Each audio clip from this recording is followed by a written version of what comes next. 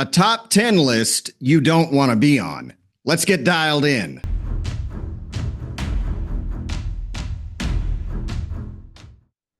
Hello and welcome to Texas Talkin, the show where we say what everyone's thinking, but practically no one in the Texas House has the courage to admit. Mostly because they're too busy polishing their lobbyist nameplates and angling for a seat at the next Austin Club dinner. I'm your host, Shiloh Platts, mixing courage with a cowboy hat and a pair of boots. And speaking of courage, or lack thereof, tonight let's talk about State Representative Gary VanDeaver. Yes, Gary, the man, the myth, the somehow still holding office mystery.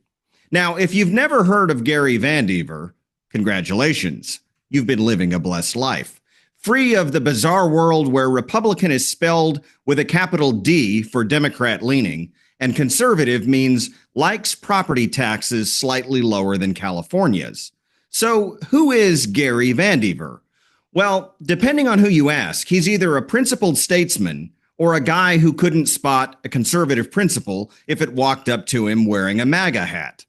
This is the same Republican man who proudly campaigns as a Republican and then votes like he's auditioning for an Oprah Winfrey book club. Seriously, this guy fought harder to preserve Democrat committee chairs than most Democrats have fought to preserve their own party. He's like the hall monitor for the Austin swamp. No, don't you dare kick the Democrats out of leadership. We need bipartisanship. You know, bipartisanship, that magical process where conservatives give up everything they've promised voters and Democrats clap politely. And let's not forget, Gary's from Northeast Texas, God's country, pine trees, football, church on Sunday. So how did they end up sending this guy to Austin? Did everyone in the district draw straws? Was it a prank gone wrong? I mean, this is a man who has practically made a career out of apologizing for being Republican, like he's embarrassed by it. Oh, I'm sorry, I believe in the platform, but not too much. Don't worry, Democrats, I'll make it up to you on the next vote. Here's the bottom line, folks. If you're a Republican voter in Texas, you expect your representative to actually represent you, not be a permanent fixture at the country club whispering, "Now let's not rock the boat," while he sets the boat on fire. Gary VanDeaver is the kind of guy who would rather protect Democrat perks than protect your property rights. He's the kind of Republican who, if you gave him a choice between fighting for conservative priorities or getting a nice pat on the head from the media, would choose the head pat every single time. And frankly, ladies and gentlemen, Texans deserve better. We didn't send folks to Austin to be liked by the cocktail party crowd. We sent them to fight. So if Gary VanDeaver doesn't want to fight, maybe it's time he steps aside for someone who will. Someone who actually knows which party they're in. But hey, don't take my word for it. Look at his record. He was ranked among the top 10 most liberal Republicans in the Texas House. Now ask yourself, is this what Northeast Texas signed up for? Because if it is, well, then I have some solar panels and ESG regulations to sell you. The good news is Gary VanDeaver has once again drawn a Republican primary challenger, and he joins me next. And joining me now is Republican candidate for the Texas House, Chris Spencer. Chris, thanks for coming on. Thank you, Shiloh. I've been looking forward to it. As have I. And the question that I and so many others are dying to know is this. Why are you gunning for Representative Gary VanDeaver? Well, I don't know that I'm necessarily gunning for Representative VanDeaver. I would like to represent Texas House District 1, which is where I live in the Texas House. We are a conservative body in East Texas, as is most of the state, in my opinion, is especially when you're, Shiloh, when you're talking about rural areas, rural Texas, we're conservative. And I think that my conservative values more reflect Northeast Texas than that of Representative VanDeaver. And that's how come I'm running for Texas House, among many reasons. So tell us, Chris, what are some of your most significant accomplishments that qualify you for a seat in the Texas House? Well, first off, I'm a businessman. and I've owned and operated a supermarket that I built from the ground up in East Texas for the past 25 years. So I know what it's like to meet a payroll. I know what it's like to struggle. I know what it's like to prosper. I know what it's like to do without. And so I believe that my business background, my having to deal with regulations and seeing the regulations that need to be cut to help small businesses prosper. I've seen the struggles that businesses make with property taxes that are patently unfair. I think the fact that I meet a payroll, I sign the front of the check and not the back of a check, qualifies me from a conservative and business standpoint to represent the people of Texas, particularly East Texas, in the House. So, what are, in your opinion, some of Representative VanDeaver's most egregious failures, or some of the things that he's gotten wrong that you hope to get right should you be elected? Well, I think that Representative VanDeaver has constantly supported the minority in positions of power in the Texas House. And what I mean by that is Texas, up until this session, was the only state in America, Shiloh, that had a Republican majority, a clear Republican majority, but had Democrats as committee chairs in the House. Now, there was reform this time, and the Democrats do not chair any committees, but they do have powerful vice chairs on those committees. And Representative VanDeaver has constantly supported the rights of the minority against the rights of the majority.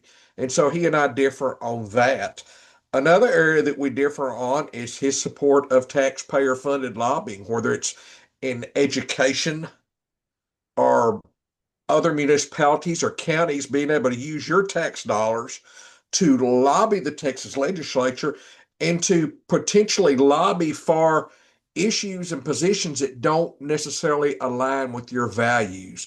And there's nothing wrong with lobbying in the abstract, but there is when it comes to using taxpayer dollars to do so. And that's one of two differences that Representative VanDeaver and I have. So, you've run for this seat previously and Yes. made the runoff, right? What happened in that runoff is there were a lot of Democrats who showed up and voted for Gary VanDeaver, got him to victory. What would be different this time? In other words, what do you think you can bring to the table that might prevent that from happening or discourage Democrats from, in fact, voting in the Republican primary and subsequent runoff, should there be one? Well, well, I think there's a number of dynamics that are in play this time. For instance, the divisive issue in our race in Texas House District 1 in 2024 was school choice. And school choice was a controversial topic, but especially in rural East Texas, where our small rural school districts do a very good job here. And it's not like the districts in Austin where all the children get to celebrate Pride Week each year, whether that's their values or not. We don't have that problem in East Texas, but it became a real battle, and that's already off the table. I think that school choice is the law of the land. So what we have to make sure now is that it's a fair system, and that our public schools are funded, and that there is a level platform for all schools to be able to succeed. And so I think that's off the table. So perhaps the level of intensity that was there, Shiloh, in the runoff will not be there this time. Plus, you have different districts in Texas. We're obviously, as a Republican Party, pushing for a closed primary system. Yes, sir. And so hopefully we have that coming up. I don't know what mechanisms or legal procedures that we will do as a Republican Party to get there, but obviously we need a closed primary system in Texas. If you want to vote the Democratic primary, you should be able to vote there, and the Republican primary should be reserved for Republicans. I think we can all What a concept. absolutely amazing, right? What a Yes, brilliant yes, concept. yes, yes. So, what are the issues, in your opinion, that are of most importance to voters in your district? And where might there be some differences between you and Representative VanDeaver that you think you can sway voters over to your side? Okay, well, the thing that I have two issues that both rank number one, but we'll talk about property taxes first. And it's, of course, obviously a big issue, not just in East Texas, but across the state. Property taxes are sky high. They're not going down.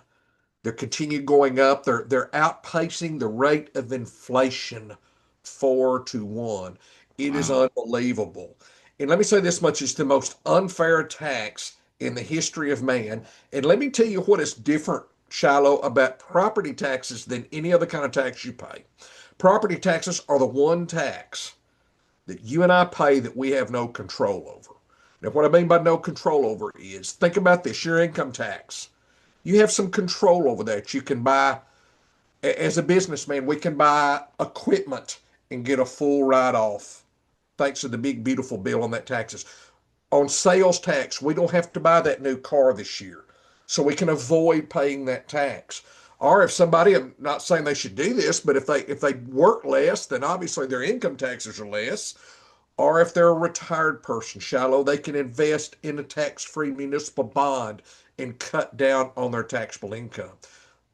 But in a property tax system, you are at the mercy of your central appraisal district. And there's nothing you can do to control those taxes. I suppose in theory you could tear your house down, and obviously that would lower the value, but there's nothing you can do to prepare except to budget for those taxes. And so I think it's a patently unfair system. I would like to see it reformed and put on the path to elimination.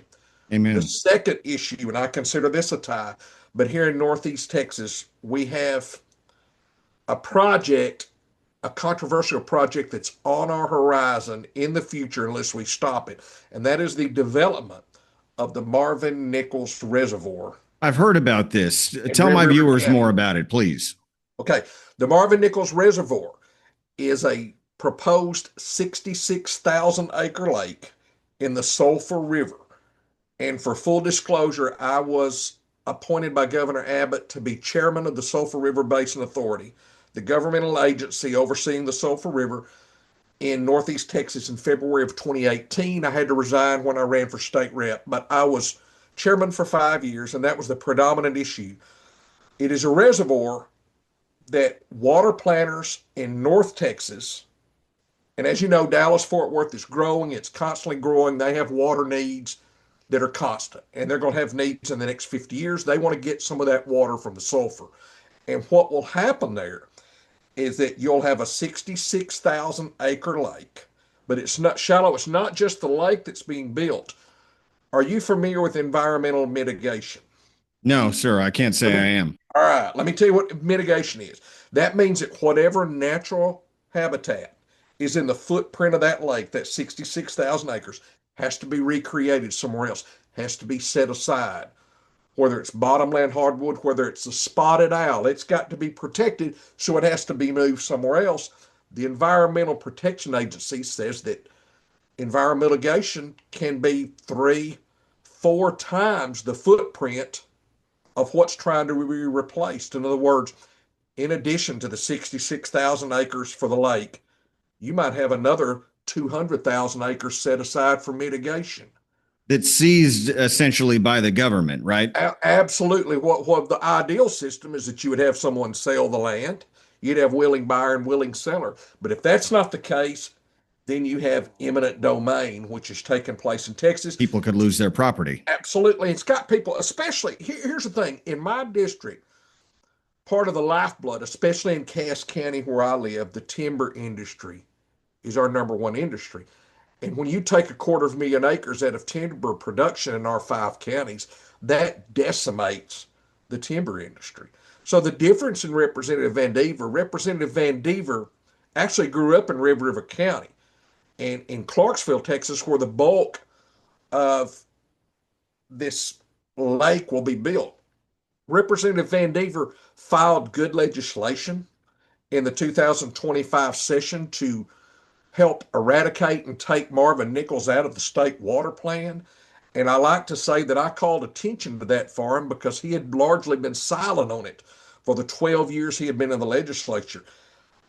He didn't do anything about it in 2015, 2017, 2019, 2021, or 2023. It was when I made a big issue about it in 2024 is when he took decisive action on it. So, as I've said before, it's never too late to come to the dance, and I'm glad that he did. But what I want to do is strike it completely from the state water plan. Shiloh, it's been in there 50 years. There are people that lived in Red River County that live there now that are afraid to build a barn on some of their land for fear that their land's going to get seized. And that's no way to live. Sure, absolutely not. Where do you need the most help, Chris? And what might my viewers be able to do to help you? Well, obviously, it costs a fortune to run for state office, and we're raising money. Of course, we put our own money into the race. We have a big district. To drive from one end of our district to the other is 190 miles. I can remember when we ran last time, every day it was over $100 a day for gas. Pure and simple. You can help contribute to our conservative cause at chrisspencer.com. There's We'll put that up on the screen for you. Absolutely. chrisspencer.com. That would be terrific. But if you live in our counties, and the counties are Bowie, Cass, Lamar, Morris, and Red River, we would love to have volunteers. We have a robust group of volunteers helping us now. And as far as Representative VanDeaver, we do not know whether he's running again. I assume that he is running until he tells us that he is not. There is another opponent, but this opponent is a Democrat from Lamar County that'll be running in the Democratic primary. So that's the person that we would face in November. Of course, we're a Republican district out here, so we, feel like the primary is what matters most. the win would be at our back Yeah. in the general Yeah. election. We won't take anything for granted, but we get through the primary, we feel we'll be in pretty good shape.